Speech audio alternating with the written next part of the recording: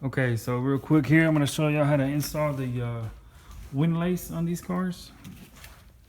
I would imagine it's the same 62 to 64. I'm not positive on the 61s. But here is the windlace. It came with the interior kit that I bought from Ciadella. And you can see it has that round sponge right here. And all this does is go here on the side. It goes all the way down.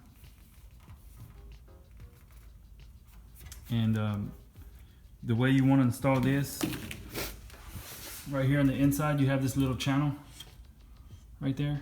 And typically, originally, they have like a cork style insert that goes here.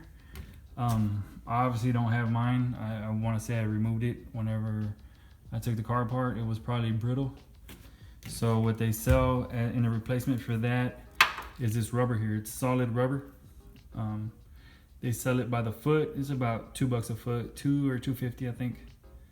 It's solid rubber, and all you have to do is just slide it back in here. It's the same stuff you would use in the headliner for the factory headliner. Just insert it here, and that's what you staple your headliner to. But in this case, we're gonna staple the windlace. So I already cut this one down to size. So I'm gonna go ahead and insert it. And it's real simple. You just start at the top and put it in. Just slide it all the way.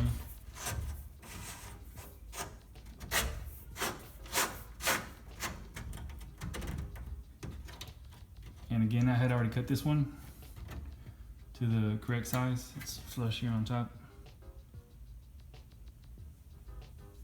And you just start it all the way down here to the bottom.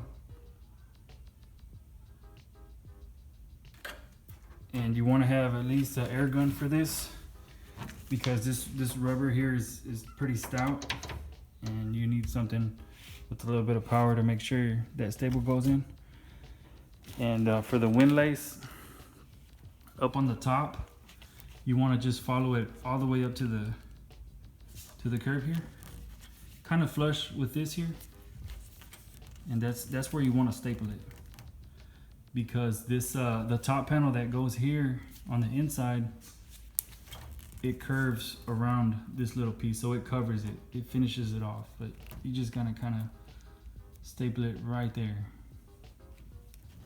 And that top piece again will finish it off. None of this will show. And this is just the windlace. That's all it is. And you can kind of evenly distribute the staples along here. You don't have to put a lot of them. I would say 5 is plenty. So I would recommend at least a set of safety glasses for that, because you don't want to get a staple in your eye. So let me go ahead and staple this on, and I'll bring y'all back.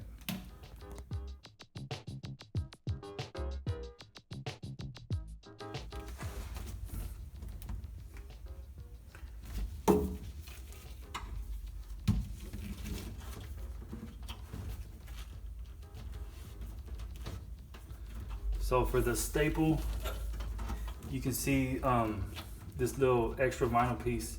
It comes all the way back up to here past the rubber. So you just want to kind of staple it in the middle. And again, I would recommend at least a set of safety glasses, just in case the staple bounces off, because that's not going to feel good. Here we go.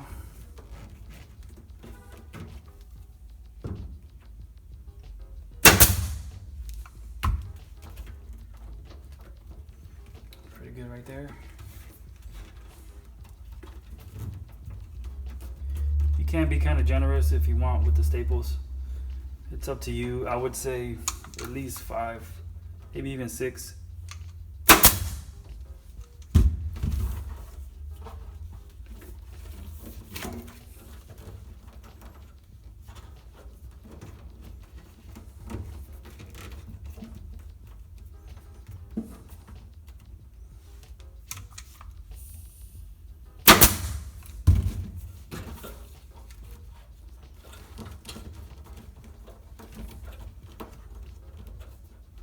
Well, I'm working on the 4th one here, so I'll probably end up maybe putting 6 or 7.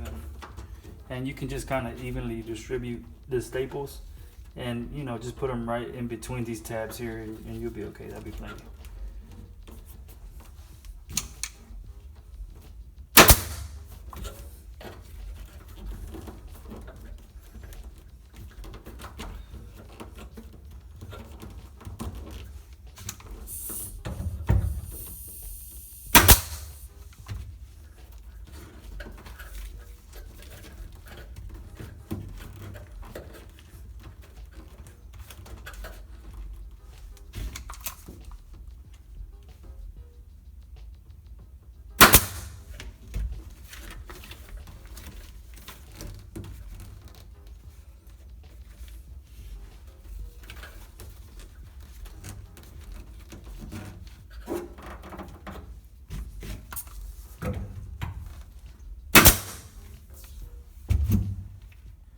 So as you can see here, it's already stapled in. Here's the staples: 1, 2, 3, 4, 5, 6, 7. That may be overkill, but it's nice and snug here on the inside. So you do your rubber, just kind of measure your windlace and staple it on. It's that simple.